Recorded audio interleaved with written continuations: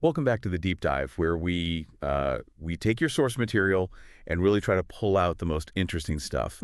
Today, we're diving into Howard Gardner's frames of mind. Oh, great choice. Yeah, we're going to be looking at how we develop those all-important personal intelligences Right. and how they all work together, to create our sense of self. It's a fascinating journey, and it starts, much earlier than people think. Really? Yeah, we tend to think about intelligence as something we develop in school, Yeah.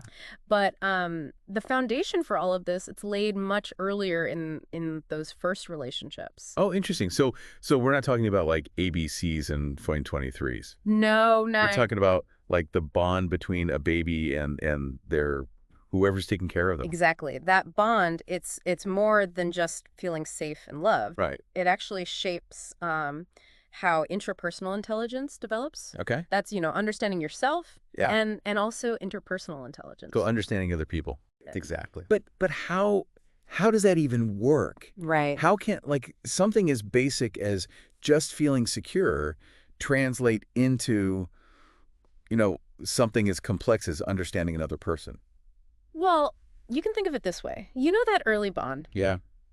It's almost like a mirror. It reflects back the infant's own emotions Yeah. and helps them understand, what other people are feeling.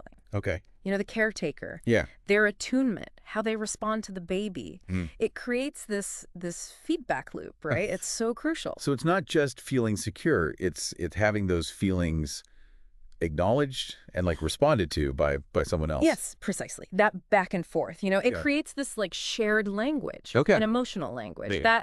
That becomes the basis for self-understanding and for being able to empathize with other people. Okay, yeah. That's starting to make sense. But isn't there also like a biological piece to this whole thing? Like, aren't we just hardwired, for certain levels of intelligence? Yeah, there's definitely a biological foundation, Yeah. but it's not, it's not a simple equation. Right. Gardner, he emphasizes that, experience really matters. Mm-hmm. Like how those biological predispositions actually, unfold and develop. Okay. Remember those experiments with the monkeys? Oh, yeah. The motherless monkeys. Yeah. Harlow, right? Harlow's work. Yeah, yeah. Heartbreaking stuff. Yeah, I remember reading about that.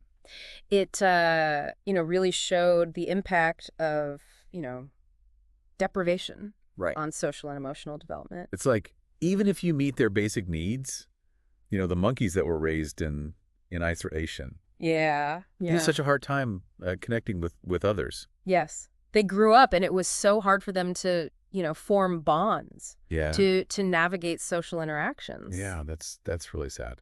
So even if you're born with the potential for being, Yep. Socially intelligent, Right. you need those early nurturing experiences to actually develop it. Absolutely.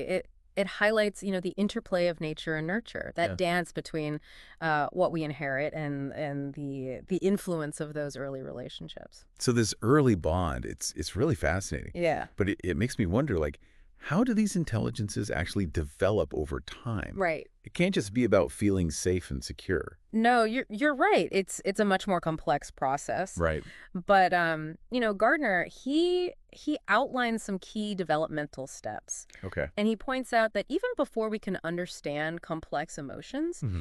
we start by just being able to tell the difference between, basic feelings Yeah, yeah. like pleasure, pain, discomfort. Okay. It's like, laying the foundation for emotional intelligence. Right, yeah. It's like when you're building a house. You need to start with a strong foundation, then you can add the walls and the roof. Yeah. Yeah. But what comes next in this construction of the self? Well, think about, that classic rouge test. Refresh my memory. Okay, so they put a dot of rouge on a baby's nose, Uh-huh. and then they put the baby in front of a mirror Yeah. before they're about 18 months old. Yeah. They don't recognize themselves. Okay. But around that age, they start touching their own noses. Oh, wow. Like, hey, that's me. That's me in the mirror. Exactly. Okay. It's a big step in developing self-awareness. Yeah. Recognizing that you're your own person. Right. And then, that leads to even more complex developments. We Okay. see things like symbol use starting to emerge. Symbol use. Yeah, things like language, Right. pretend play, Okay. even drawing. Okay. These become tools for representing their experiences. So it's like those symbols become a bridge between what's going on inside their heads and the outside world. Exactly, yeah. Symbols let them, express how they're feeling. Yeah. And it also helps them connect with other people's minds, too. Right. Like, think about a kid making vroom, vroom noises when they're drawing a truck. Yeah, yeah. They're using sound to represent something visual. Right. It's like they get it. Yeah. They understand the power of symbols. It's like they're little symbolists, you know? Right. But it's not just about the individual kid and the symbols that they're using, right? Right. There's also like a cultural context here too. Oh, absolutely. The community, plays a huge role. Okay. It provides interpretations and categories for understanding these experiences. So different cultures will emphasize different things when it comes to like personal development. Exactly. Yeah. And that shapes how children learn to understand themselves and others. So like a child who's raised in a culture that really values group harmony might develop their personal intelligences differently than a child who's raised in a more individualistic culture. Precisely. It's not that one culture is better than another. Right. It's just that different cultures emphasize different parts of these abilities. Okay. Yeah, that makes sense. So we've got this really complex interplay of biology, early experiences, and culture all shaping these personal intelligences. It's fascinating, isn't it? It really is. So we're seeing how these, personal intelligences are shaped by biology, their early experiences, and culture. Right. But I think what I'm struggling with is if all these intelligences are like relatively separate, Yeah. how do we explain those broader cognitive abilities like common sense or originality? Right. They seem like they need a more like holistic kind of intelligence. That's a great question, and it's one that Gardner, wrestles with himself. Yeah, he doesn't claim to have all the answers, but he does offer some pretty interesting perspectives. Okay. Like let's take common sense, for example. Okay. A lot of times it just boils down to being able to read social situations accurately, which you could say, aligns with strong interpersonal intelligence. Okay. But it can also, be about practical problem solving, Right. which might point to strengths in spatial or bodily kinesthetic intelligence. So someone who is like really good at fixing things or navigating like a new city. Yeah. You could say they have like street smarts. Right. Even if they're not, book smart. Exactly, yeah. And common sense can also involve things like planning and decision making, which draws on, logical mathematical intelligence. Yeah. It's fascinating. It's this interplay of different cognitive strengths. Yeah. It's not necessarily just one dominant intelligence. So you're making me like totally rethink my whole definition of common sense. Yeah. It's not just knowing a lot of facts. It's about being able to apply like different types of knowledge to like real life situations. Exactly. Yeah. And then when you look at originality, it gets even more complicated. Yeah. Gardner thinks that it probably involves a combination of multiple intelligences. Right. But he also says there's a really crucial role for personality factors. Personality. Okay. Yeah. Things like, willingness to challenge conventions. Right. To think outside the box. So someone can have like, high levels in a lot of different intelligences. Yeah. But they might not be like particularly original if they don't have that kind of like creative spark, or if they aren't, willing to push boundaries. Got it. Yeah. Wow. It's a good reminder that intelligence isn't the whole story. Right. Our personalities, our temperaments, our experiences. Yeah. All of these things contribute to how we use our intelligences, how we approach, creative endeavors. So it's not just about what you know, it's about how you use it and how you, interact with the world around you. I like that, yeah. Okay. And then that brings us to another really fascinating ability, What? the capacity for metaphor. Get it for. Yeah. Yeah, okay. Which is, at the heart of so much human understanding. Yeah. Art, literature, even scientific breakthroughs. Yeah.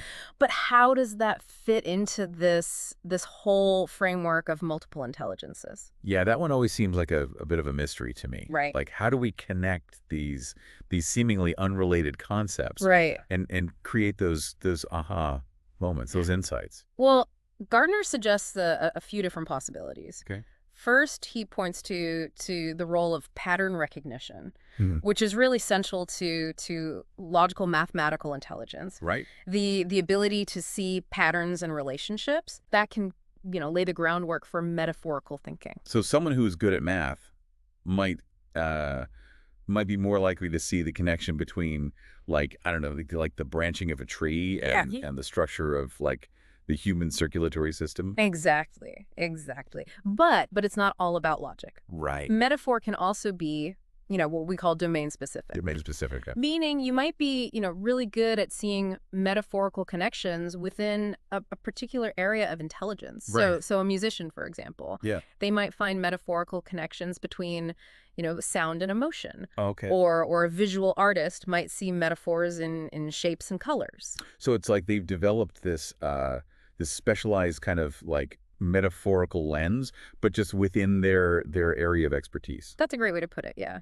But even that doesn't really explain, those truly gifted metaphor makers. Right. The ones who can just like effortlessly connect ideas across, all these different domains. Right, yeah. Like Leonardo da Vinci. Yeah, Like who saw connections between, art, science, engineering, Everything. everything. Like, how do you explain that kind of like genius level metaphorical thinking? Well, that's where it gets really interesting. Okay. Gardner points to some research that suggests that, even babies Wow, really? have this basic capacity for what we call, cross-modal thinking. Okay. For connecting information from different senses. Okay. Like, there are those studies where infants can match a visual pattern to a rhythm they hear. Yeah. So it suggests that this ability to see connections across different domains, Yeah. it might actually be present from a very early age. Wow. So we're wired for metaphorical thinking? It seems that way. But it takes like different forms as we develop. Right. Okay, so maybe those early imaginative connections that little kids make, like, saying the clouds look like cotton candy, Yeah. or the wind is whispering secrets. Right. Maybe those are actually like laying the foundation for more complex metaphorical thinking later on. That's a really interesting possibility. Yeah. And as children develop, they go through this period where they kind of suppress those metaphorical tendencies. Oh, really? Yeah. As they Right. focus on, at mastering the rules of specific domains. Right. Like language, math, Okay. social conventions. So it's like those metaphorical muscles, they go into hibernation for a while. In a way, yeah. Okay. But then, once they have a solid grasp of those domains, Yeah. that potential for metaphor making, Yeah. it comes back. Okay. Often in much more, sophisticated ways. And that's when we start to see those individual differences, right? Exactly. Like yeah. some kids become poets, some become scientists, Right. some become accountants. Accountants, right. And Gardner, he suggests that those people who become, really, really skilled metaphor makers, Yeah. the ones who can connect ideas across, multiple domains. Yeah. They probably honed those skills in one or two specific areas. Okay. But they've reached a level of mastery where Yeah. they can apply those metaphorical muscles, more broadly. Okay. So this is all super fascinating. Yeah. But I coming back to this question of the self. Yeah. Like if the self is so important, Mm-hmm. is it really just a combination of all these other intelligences? Right. Or is there something more, something that makes us uniquely us? The $1 million question. Yeah. And there are different schools of thought on this. Okay. Some psychologists think that the sense of self is its own separate intelligence entirely. Okay. Like a distinct capacity for self-awareness and reflection. So there's like a specific self-intelligence that's like in charge of all the others. That's one view, yeah. Okay. Others see it as, a kind of second order capacity. Okay. A higher level function that kind of oversees and integrates Yeah. all the other intelligences. Okay. Like the conductor of an orchestra. Right. Yeah. Coordinating all the different sections to Yeah. create this harmonious whole. So it's not that the self is like its own separate intelligence, Right. but that it emerges from like the coordinated activity of all the other intelligences. Exactly. And Gardner, he leans towards this view. Okay. He emphasizes that, the self emerges from the interaction of personal intelligences Right. within a specific cultural context. Oh, yeah. So it's not this, fixed thing. It's something that's constantly evolving and being shaped by our experiences. So it's not like we're born with this fully formed sense of self. Yeah. It's something we develop through, our interactions with the world, with other people. Precisely, yeah. And those interactions, Yeah. they're mediated by what we call symbol systems. Symbol systems. The ways we represent and communicate our experiences. Okay. Language, for example. Right. It lets us tell our stories, express our emotions, and define who we are to ourselves and to other people. And those stories, those narratives about ourselves, Right. they're going to be influenced by our culture, right? Oh, absolutely. Different cultures have different ways of understanding the self. Right. Some cultures emphasize what we call the collective self, Okay. the interconnectedness of all things. Yeah. Others prioritize individual achievement Right. and self-reliance. Right. Okay. And those cultural narratives, Yeah. they become woven into the fabric of our own self-understanding. Okay, so we've got the cultural piece, the role of symbol systems, but Yeah. what about the biological piece? Right. Is there any evidence that this sense of self has like a basis in our brains?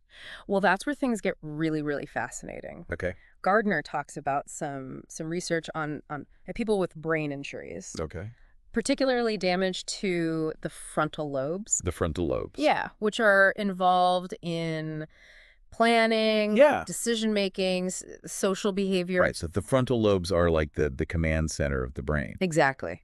I remember reading about Phineas Gage, Yeah. the guy who had the railroad spike Oh, yeah. go through his frontal lobe. Right. And his personality completely changed. It's a classic case. And researchers have found that damage to the frontal lobes can really impact our sense of self. Right. Our ability to understand other people, even our ability to make decisions. So it's like the frontal lobes are a key ingredient in this recipe for the self. They seem to play a really critical role. Wow. And even more intriguing is the research on split brain patients. Split brain patients. Yeah. Huh? These are individuals who have had the connection between the two hemispheres of their brain Okay. severed.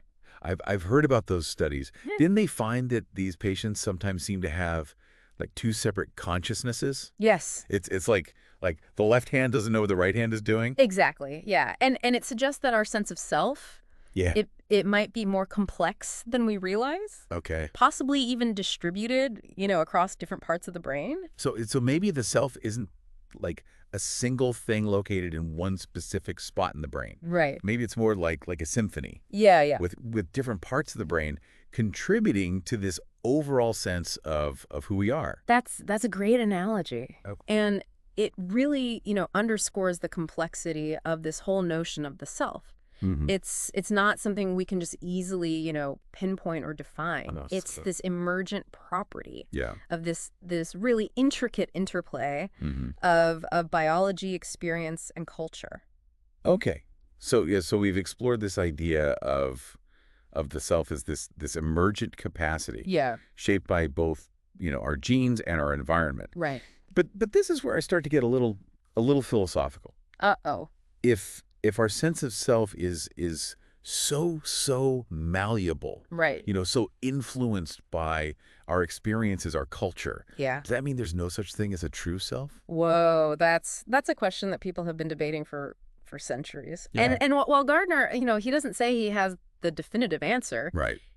He does offer some really thought-provoking insights into how different cultures approach this whole concept of the self. Okay, I'm all ears. Give me some of those cross-cultural insights. Okay, so one of the most striking contrasts that Gardner describes is between what he calls particle societies and what he calls field-dependent societies. So particle societies, those would be like individualistic cultures. Exactly, yeah. Where the emphasis is on like the separate autonomous self. Exactly, yeah. Western cultures are a prime example of this. Right. We tend to see ourselves as, independent agents, responsible for our own destinies, and this shapes everything. Right. From how we raise our kids to how we structure our workplaces. Right. It's all about, self-reliance and individual achievement. Exactly, yeah. Oh, okay. But then you have these field-dependent societies where the emphasis is on the interconnectedness of all things, the web of relationships that defines who we are. So in those cultures, the self is less about individual accomplishment, right, and more about fulfilling your role within the community. Precisely, yeah. Individuality in these contexts can even be seen as potentially disruptive to social harmony. Okay. And Gardner offers this really fascinating example from his colleague Clifford Geertz, who studied different concepts of the person in Java. Java, Indonesia. Okay, yeah. That's a whole different world. So what did Geertz find? Well, he describes three distinct approaches to the self in Javanese culture. Okay. In one, there are these two separate realms of existence. Okay. The inner private self and the outer public self. Okay. So the individual is constantly navigating between these two realms, presenting, a different face to the world than they might experience privately. So it's like you have this inner world of thoughts and feelings that you keep hidden. Right. And then this outer persona that you present to the world to, maintain that social harmony. Exactly, yeah. Okay. And then there's another approach where the focus is almost entirely on the public self. Okay. On fulfilling your role in the community. Yeah. And maintaining those social bonds. Okay. So individuality is less valued in this context. That's so different from our Western emphasis on self-expression and authenticity. It's a stark contrast. Yeah. And then finally, Geertz describes a third approach where certain aspects of life, like religion and family, are considered deeply personal. Okay. While other aspects are lived out very publicly. So it's like a kind of hybrid approach. Yeah, exactly. Blending elements of individualism and collectivism. Exactly, yeah. Wow, so even within one island. You have these incredibly diverse ways of understanding the self. Right. It really makes you realize how much our sense of who we are is shaped by the culture we grow up in. It's a crucial insight. Yeah. And it leads to some pretty mind-bending questions. What? Like if we were raised in a different culture, would we even be the same selves? That's a question that's going to keep me thinking for a while. It really makes you think about this whole idea of like a fixed self. Yeah. If who we are is so tied to our culture and our experiences, does that mean ourselves are like always changing? That's exactly what Gardner is suggesting. Right. He says that the self is more like a story that we tell ourselves. Okay, so it's a narrative that evolves over time. Exactly. So instead of thinking of the self as like a finished product, we should see it as like a work in progress. Yeah. Exactly, yeah. We're the authors of our own biographies, constantly revising and editing as we go. But if our sense of self is so changeable, so open to change, what does that mean for like personal growth? Right. Does this suggest we have more agency in shaping who we become? It definitely challenges this idea of a fixed identity. Okay. We're not limited by, some predetermined set of traits or abilities. Right. This perspective really highlights the possibility of transformation. Yeah. That we can evolve our sense of self through our choices and our experiences. That's really empowering. Yeah. It takes the pressure off, having to have it all figured out right now. Yeah, right.